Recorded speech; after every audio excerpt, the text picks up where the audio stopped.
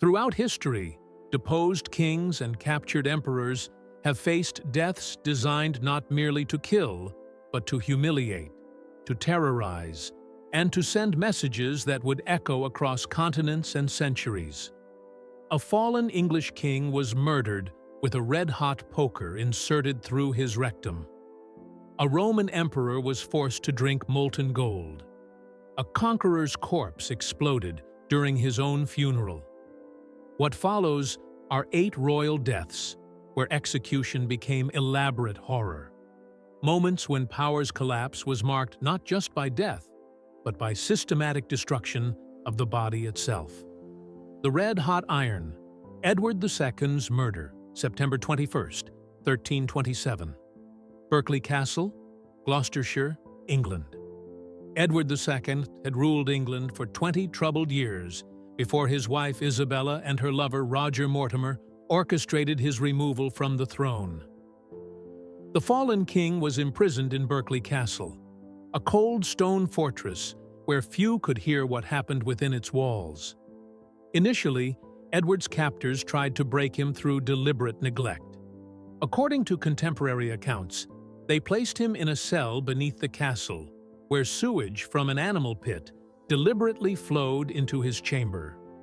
Historians believe they intended the filth and stench would cause disease and a seemingly natural death. When Edward survived these conditions, his captors grew impatient. On the night of September 21st, Lord Berkeley suspiciously left the castle, leaving Edward in the hands of 2 men, Thomas Gurney and John Maltravers. What happened next was reconstructed from scattered accounts and the screams heard throughout the castle that night. The 2 men overpowered the former king and forced him face down onto a bed. According to the chronicler Geoffrey Le Baker, they held Edward down and inserted a horn device into his rectum. Through this horn, they inserted a red-hot iron poker. The heated metal burned through his internal organs while leaving no visible marks on his body. The iron rod seared his intestines and reached his vital organs. Edward remained conscious during the initial moments. His screams echoed through the stone corridors. Witnesses reported hearing howls so terrible that other prisoners wept. The pain would have been unimaginable as his internal tissues charred and ruptured. Death did not come quickly. For minutes that must have felt like hours, Edward experienced his body cooking from the inside. When the screaming finally stopped, the killers likely waited to ensure he was truly dead before reporting that the former king had succumbed to a sudden illness. Edward's body was displayed publicly to show no external wounds, but the truth of his suffering could not remain hidden. The method was chosen specifically to leave no visible evidence, allowing his murderers to claim natural causes while ensuring he died in maximum agony. If you value this kind of unflinching historical examination that doesn't sanitize the brutal realities of medieval power, please consider liking this video. The Exploding Corpse, William the Conqueror, September 1087, Rouen, France. William the Conqueror faced a humiliating end that began with a battlefield injury. Not from an enemy, but from his own horse. The Norman king who had conquered England 21 years earlier was leading a punitive expedition against the French town of Mantes. At 59 years old, he was still an imposing figure, though his body had grown corpulent with age and luxury. During the assault, William's horse suddenly reared, driving the iron pommel of his saddle deep into the king's abdomen. The impact ruptured William's intestines, causing immediate and excruciating pain. Unable to continue fighting, the king was carried to a nearby priory in Rouen, where physicians recognized the severity of his injuries. Medieval medicine had no answer for such internal trauma. For 6 agonizing weeks, William lay sweating and feverish as infection spread throughout his abdominal cavity. the once mighty conqueror could not eat or drink without causing fresh waves of torment. His abdomen swelled as gases built up from the damaged intestines, stretching his skin to grotesque tightness. On September 9th, William finally succumbed to the infection, but his suffering did not end with death. As was customary for royalty, his body was to be interred in a stone sarcophagus at St. Stephen's Abbey in Caen. By the time the funeral procession arrived, the king's corpse had spent days in the summer heat. The body had bloated to an enormous size, the abdominal tissues breaking down and filling with gas. When monks attempted to force the swollen corpse into a sarcophagus that was too small, the pressure became too great. William's abdomen suddenly burst open with an audible pop, releasing intestinal contents and putrefied tissue. The stench was so overwhelming that mourners gagged and fled the church. The burial service was hastily completed by a few monks who covered their faces with their robes, trying not to breathe the noxious air that had once been their king. The mighty conqueror who had terrorized England ended as a ruptured corpse that cleared his own funeral. Hidden in the privy, James I of Scotland, February 21st, 1437. Dominican Friary, Perth, Scotland. The tranquility of the Dominican Friary in Perth was shattered by the sounds of violence. King James I of Scotland, a 42-year-old monarch known for his poetry and harsh justice, had been staying at the monastery. Earlier that evening, he had been chatting with the Queen and her ladies when a sudden commotion of armed men was heard outside. The king immediately recognized the danger. This was no random disturbance, but a coordinated assassination attempt led by Sir Robert Graham, a nobleman James had previously exiled. In desperation, James looked for an escape route. The chamber windows were securely barred. The only exit would lead directly to his attackers. According to the chronicle, The Deathy of the King of Scottes, James made a frantic decision to pry up the floorboards and drop into a hidden space below. What he didn't realize was that this space was actually a small sewage drain that led to the monastery's privy, a toilet that emptied directly into a cesspit. Even worse, James had ordered this drain sealed days earlier to prevent tennis balls from being lost there during games in the courtyard. The assassins burst into the royal apartments, finding the Queen and her attendants, but no king. They might have left frustrated had James not attempted to pull himself out of the cramped, fetid space. The noise alerted the killers, who followed the sound to the privy chamber. Looking down through the open floor, they spotted the trapped monarch. Unable to defend himself in the confined space, James could only watch as Graham's men jumped down with daggers drawn. The king was stabbed repeatedly, suffering 16 wounds to his chest alone. As the daggers pierced vital organs, James struggled weakly, his body wedged in the narrow drain. His blood flowed down into the cesspit below, mingling with the monastery's waste.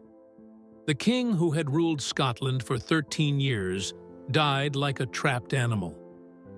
His final moments spent in a space of human filth, a particularly cruel end for a monarch who had prided himself on bringing justice and civilization to Scotland.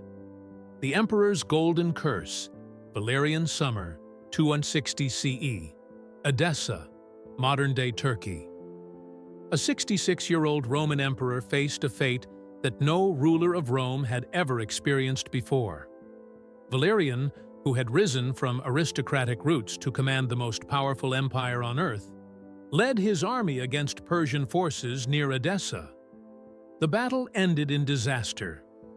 Valerian wasn't just defeated, he was captured alive by King Shapur I of Persia, becoming the only Roman emperor ever taken as a prisoner of war. For Shapur, this unprecedented captive presented an opportunity to demonstrate Persian dominance. According to the Christian historian Lactantius, Valerian's initial humiliation was psychological. The emperor, who had once been addressed as a living god, was forced to kneel whenever the Persian king mounted his horse.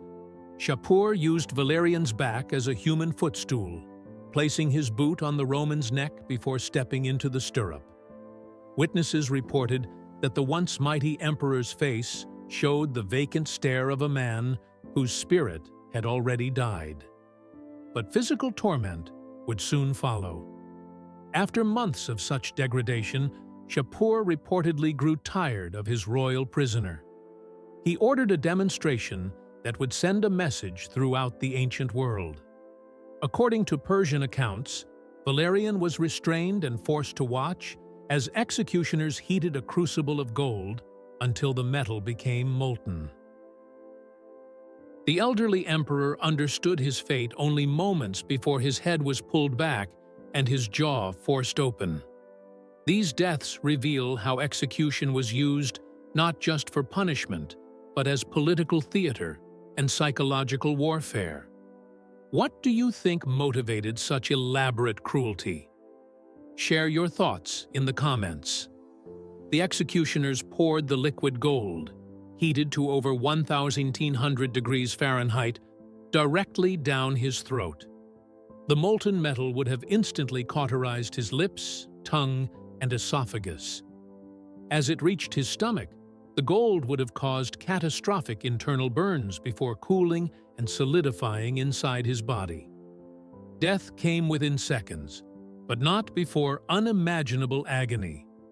Shapur wasn't finished with the emperor's remains. Court records indicate that Valerian's corpse was flayed, the skin carefully removed from the body and preserved with cedar oil. This human pelt was reportedly dyed imperial purple and displayed in a Persian temple as a permanent reminder of Rome's humiliation. The skin of a Roman god emperor turned into a Persian trophy. The inbred king's autopsy, Charles II of Spain, November 1st, 1700. Madrid, Spain. The last Habsburg king of Spain drew his final labored breath in Madrid's royal Alcazar. Charles II, just 38 years old, had been dying since the day he was born, the product of generations of royal inbreeding. His parents were uncle and niece. Charles embodied the catastrophic genetic consequences of Habsburg marriage policies. Court physicians had documented his condition throughout his life, creating one of history's most disturbing medical records. From infancy, Charles showed signs of severe genetic disorders. His Habsburg jaw and extreme prognathism was so pronounced that his upper and lower teeth could not meet, making chewing impossible.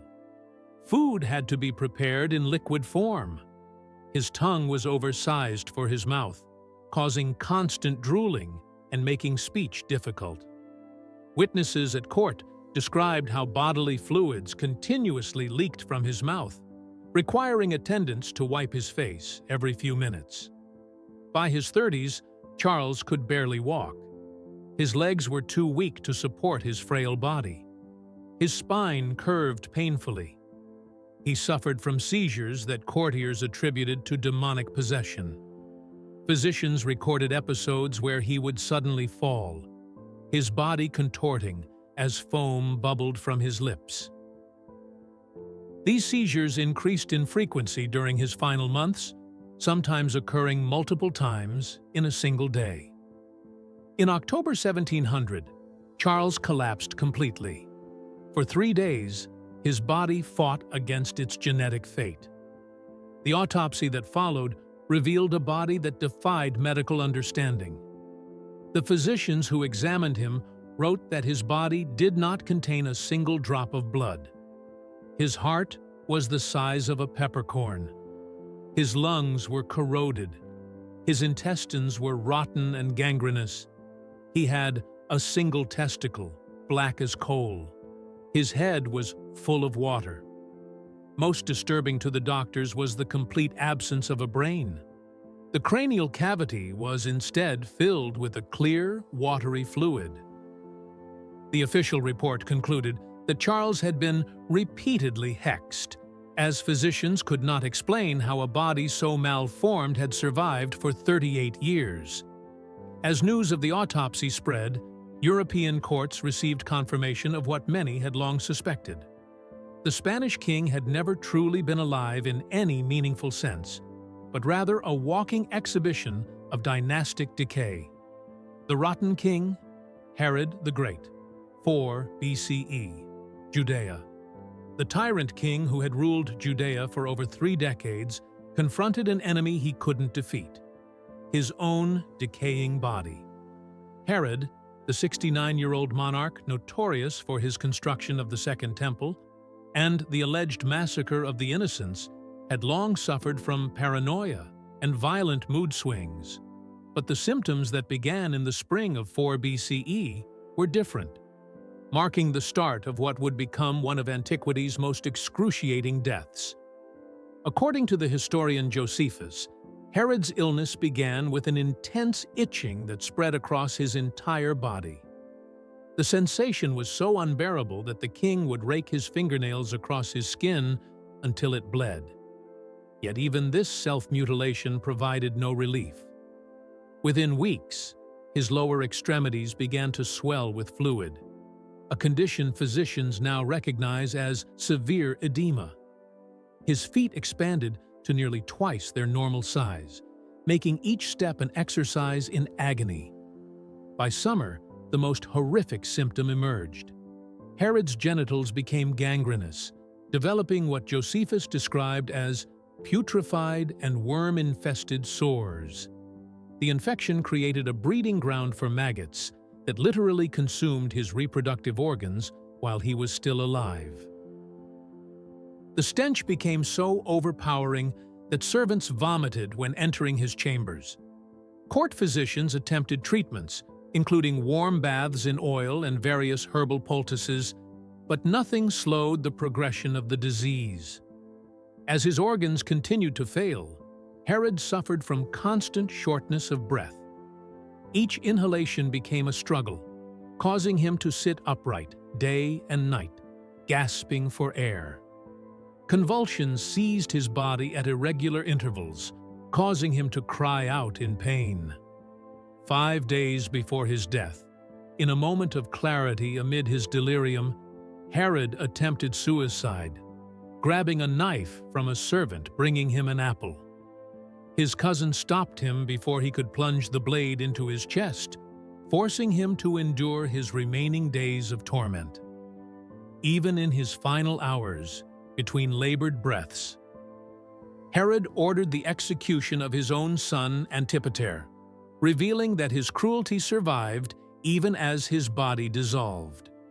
Death, when it finally came, wasn't merciful, but merely the end point of a biological collapse so complete that contemporary witnesses considered it divine punishment. The theater of royal destruction. These 8 deaths span nearly 2 millennia and stretch from ancient Judea to Mughal India, from Norman England to Safavid Persia. Yet they share common characteristics: elaborate planning, symbolic messaging, and the transformation of execution into public spectacle designed to destroy not just the body, but the very memory and dignity of the victim. Edward II was killed with a method that left no external marks, but caused maximum internal agony. William the Conqueror's corpse exploded at his own funeral, a final humiliation for a man who had terrorized nations. James I of Scotland died trapped in a sewer, stabbed like a cornered animal. Valerian was forced to drink molten gold and then skinned, his hide displayed as a trophy. Charles II of Spain revealed through autopsy the horrific consequences of dynastic inbreeding. Herod the Great rotted alive, his body consumed by maggots. Sambhaji was systematically dismembered over 2 weeks in public view. These deaths reveal several truths about pre-modern power.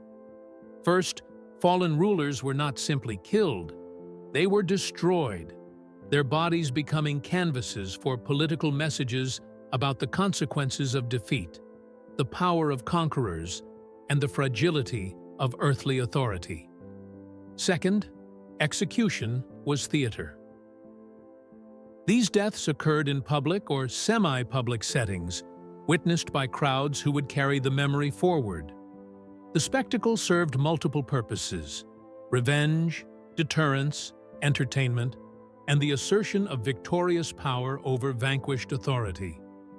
Third, the elaborate nature of these deaths reflects the stakes of medieval and ancient politics. Kings and emperors weren't just political leaders, they were symbols of divine authority, military power, and dynastic continuity. Destroying the body was a way of destroying the symbol itself. Fourth, medical knowledge, or lack thereof, made many of these deaths far more horrific than modern execution. Charles II lived 38 years with a body that should not have sustained life. Herod rotted for months while still conscious. Medieval physicians could do nothing for William the Conqueror's ruptured intestines except watch him die slowly over 6 weeks. Modern sensibilities recoil from this brutality. Contemporary execution methods, even in nations that retain capital punishment, aim for speed and minimizing suffering. The idea of deliberately prolonging death, of mutilating the body, of creating public spectacles of agony, these practices have been largely abandoned. Yet these historical executions remind us how recently, in the scope of human history, power was asserted through spectacular violence. Public execution as theater dominated human societies for thousands of years. Its abolition is a remarkably recent development. These royal deaths also demonstrate the ultimate powerlessness of power itself. Kings and emperors who commanded armies, controlled vast territories, and held life and death authority over millions were themselves vulnerable to capture, deposition, and horrific death. Power, however absolute it seemed, could not protect against defeat, betrayal, or the simple biological reality that all bodies, royal or common, can be destroyed. If this examination of how power's collapse was marked by the systematic destruction of royal bodies provoked thought, please like this video, share your reflections in the comments, and subscribe for more historical documentaries that confront the darkest truths about humanity's past. Thank you for watching.